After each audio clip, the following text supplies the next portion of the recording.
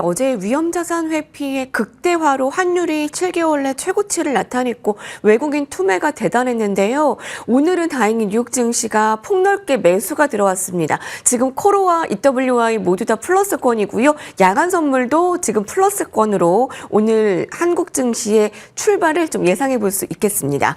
신중호 LS증권 경영전략본부장께서 나오셨습니다. 안녕하십니까? 네, 안녕하세요. 네, 오늘 반등은 다행인데요. 어제 오늘 증시가 AI 중심으로 하락하면서 이 AI 버블론 이 부분을 봐야 될 것 같습니다. 주요하게. 네. 미국과 아시아의 반도체 주 시총이 어제 하루만 5천억 달러가 증발했다면서요. 괜찮은 네. 겁니까? 많이 올랐기 때문에 하락을 했다라고도 볼 수 있는 거고, 아니면 그동안에 올라왔던 사이클이 이제 끝나는 거 아니냐라는 우려도 좀 있는 건 사실이긴 한데, 뭐 누가 알겠습니까만은 실질적으로 지금 시장에서 그렇다면 지금 AI 성장이 끝나는 사이클이냐라는 측면에서 본다면 그거는 아닌 것 같다. 다만 기업들이 그리고 이 주식시장이 감내할 수 있는 수준이냐라는 여러 가지 지표들을 많이 보시는 것 같아요. 근데 최근에 이제 월가에서도 많이 보는 게 그래도 빅테크들 내지는 하이퍼스케일러라고 하는 투자 중심의 어떤 그 모습을 보면 현금 흐름이 캐펙스를 충분히 커버하고도 남는다. 내지는 캐펙스 슬러시 이제 캐시플로우의 비율이 70% 수준이기 때문에 과거 IT 버블 때에 상당한 그 버블론이 있을 때에도 이보다는 더 높았었거든요. 그 말은 뭐냐면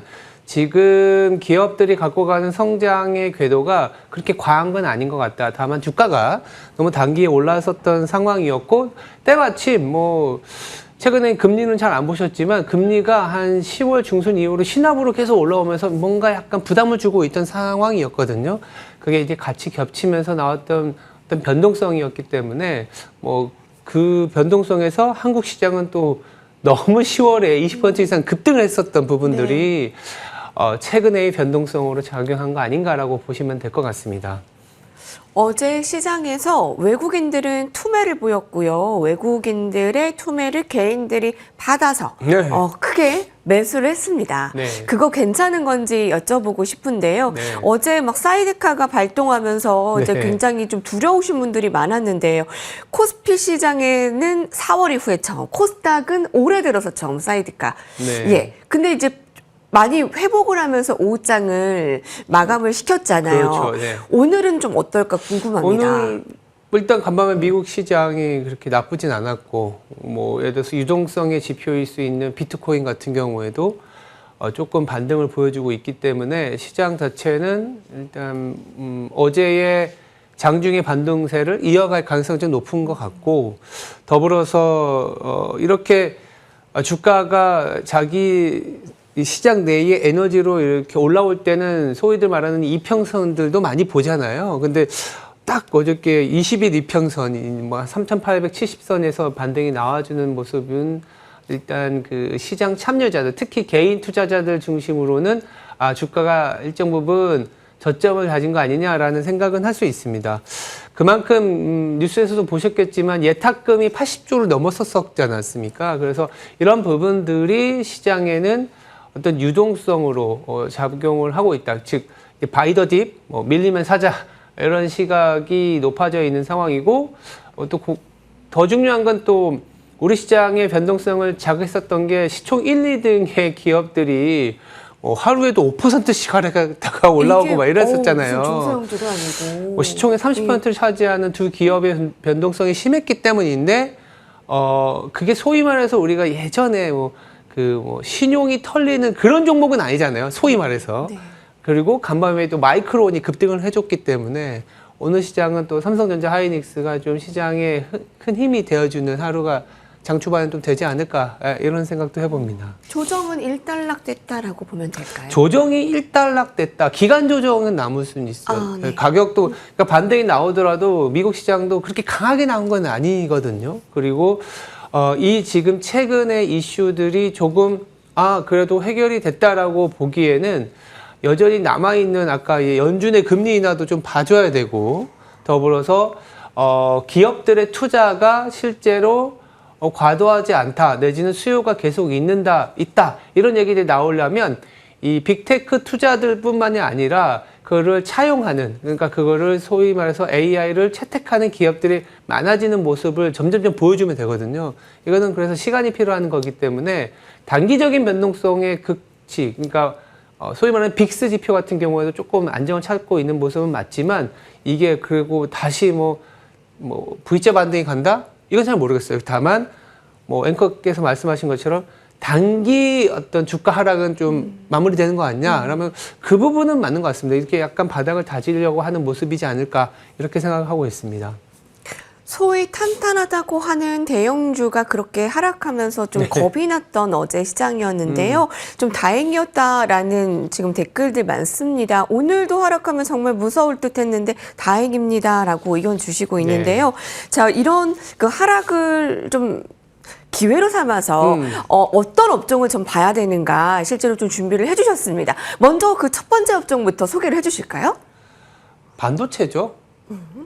왜냐하면 어떠한 시장의 상승 흐름이 꺾이지 않는다라는 가정하에 보면 또 가정이지만 그러면 지금 주도주 업종, 그 주도 업종이 계속 가는 시장이라고 봐야 돼요. 그리고 그 시장에서 끝까지 살아남는 게 사실은 주도 업종입니다.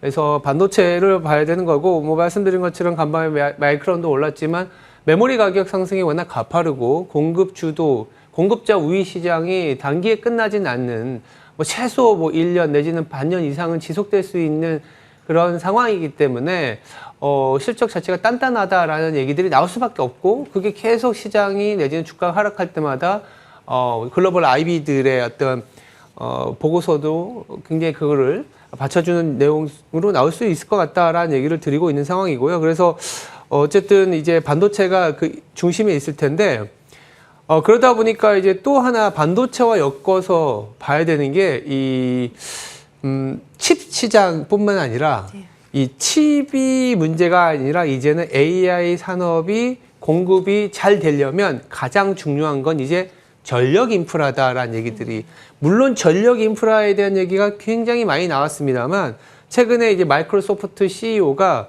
AI 산업의 병목은 GPU 공급이 아니라 전력 부족이다라는 얘기를 할 정도로 대놓고 이제 전력이 공급이 돼야 GPU도 돌리고 뭐든 한다라는 얘기를 했기 때문에 반도체가 치고 나가는 상황이라면 이 전력 인프라와 관련된 기업들도 상당히 봐줘야 된다라는 얘기이고, 일례로 그 반도체, 그러니까 그 뭐라고 할까요? AI 데이터 센터를 돌리기 위해서 전력이 필요한데 이 전력의 한 40% 이상을 또 소모하는 게 냉각 장치라고 합니다. 그래서 물론 그 반도체, 전력, 냉각 장치 하면 뭐 계속 이어지겠네? 이런 얘기를 하겠지만 그만큼 주도주가 살아야 이런 그 같이 소위 말해서 붙어갈 수 있는 밸류체인들이 올라가면서 시장이 상승하는 거라고 보시면 될 것 같고, 최근에 MS에서 얘기한 것처럼 전력 아니면 거기 연결되는 냉각 장치까지도 봐줘야 된다.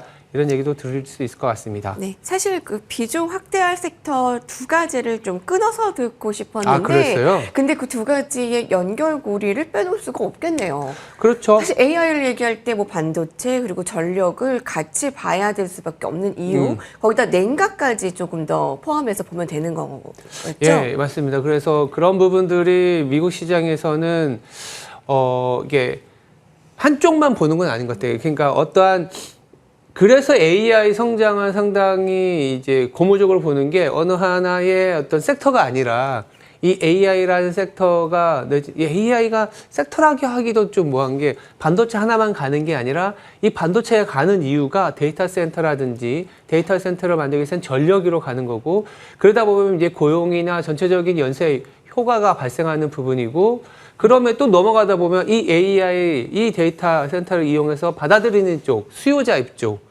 그래서 최근에는 이제 골드만삭스나 JP모건이나 뱅크 오브 아메리카 금융권 중심으로도 AI와 관련된 산업을 재편한다든지 이런 침투율, 채택률이 높아지는 부분들이 결국 지금의 AI 성장이 끝나지 않았다라는 얘기를 해줄 수 있기 때문에 말씀 주신 것처럼 크게 두 가지로만 보자라고 하면 그냥 반도체와 전력기기가 지금은 또 다시 주도 업종의 큰 자리로 매김할 수 있다. 네. 이렇게 보고 있는 상황입니다. 그리고 반도체는 사실 끝까지 살아남는 업종으로 네. 좀 이렇게 탑픽으로 보면 되겠고요. 네. 그리고 JP모건에서 그 냉각 부분 특집 기사 낸 것들 좀 주요하게 보시네요. 여러분들께서. 네. 마지막으로요. 미중 관세 전쟁은 이제 어떻게 볼까요? 당분간.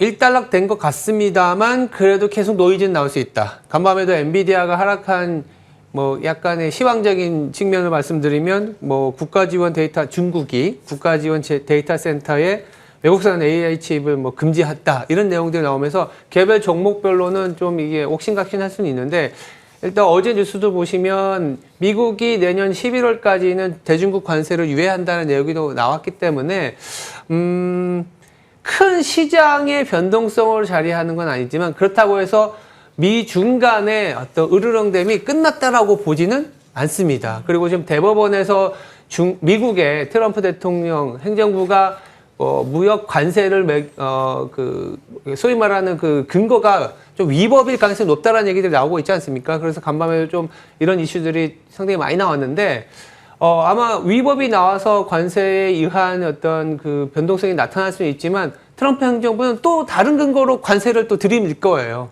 근데 이거는 시장의 변동성, 장중의 변동성이지만 추세를 흐트리는 뉴스는 아니다. 예. AI 성장은 다른 내용이다. 이렇게 보시면 될 것 같습니다. 네. 오늘 말씀 감사드립니다. 신중호 LS증권 본부장님과 함께 했고요.